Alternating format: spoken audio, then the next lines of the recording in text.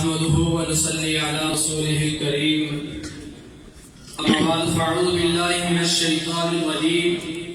بسم الله الرحمن الرحيم إذ أخرجه الذين كفروا ثاني اثنين إذ هما في الغار صدق الله العظيم تھا ہم سفر یاد غار سرور وفا کی جاوداں نشانی دیار مکہ میں سنگ آقا کے سہ گیا ظلم بد زبانی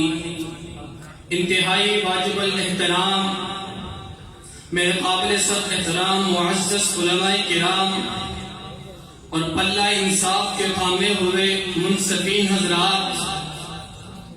آج میں جس عنوان پر گفتگو کروں گا وہ ہے صدیق کے لیے خدا کا رسول بس علی وقار۔ یہ بات روز روشن کی طرح آیا ہے کہ حبیب پیغمبر، رفیق سفر، یار غار، خلیفہ اول سیدنا صدیق اکبر نے اپنی حیات مبارکہ کے اندر آپ صلی اللہ علیہ وسلم کو ہر شعبے میں فوقیت دی ہے۔ علی وقار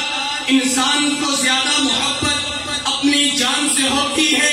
اپنی اولاد سے ہوتی ہے، اپنے والدین سے ہوتی ہے، اپنے مال سے ہوتی ہے۔ آئیے میں آپ کو صدیق کے دروازے پر لیے جاتا ہوں۔ علی وقار جس وقت جان کی باری آتی ہے تو سیدنا صدیق اکبر اپنی جان کو حضور صلی اللہ علیہ وسلم کے قدموں پر نچھاور کرتے نظر آتے ہیں۔ حضرت عمر بن عاص سے روایت ہے کہ نبی کریم صلی اللہ علیہ وسلم کو مسجد حرام کے اندر کفار مکہ اظہار ثانی دے رہے تھے۔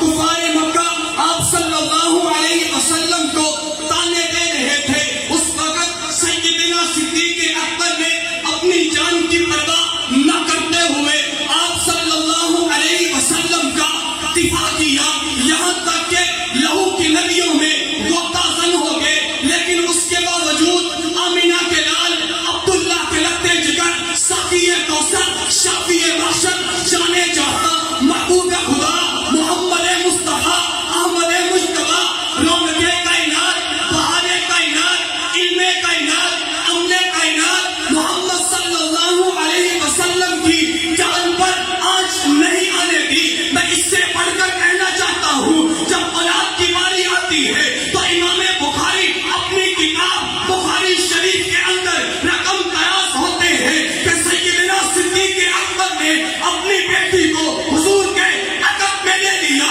اس سے بھی پڑھ کر کہنا چاہتا ہوں کہ ہجرت کے موقع پر سیدنا صدیق اکبر نے اپنی بیٹی حضرت اسماء اور بیٹے عبد الرحمن کو حضور صلی اللہ علیہ وسلم کی خاطر دو پر لگا کر بتا دیا کہ صدیق کے لیے خدا کا رسول ہے۔ علی وقار جس وقت پانی والدین کی آئی تو سیدنا صدیق اکبر یہ کہتے ہوئے دکھائی دیے کہ لو کان سیفم منی قریبا لضربت عنقہ،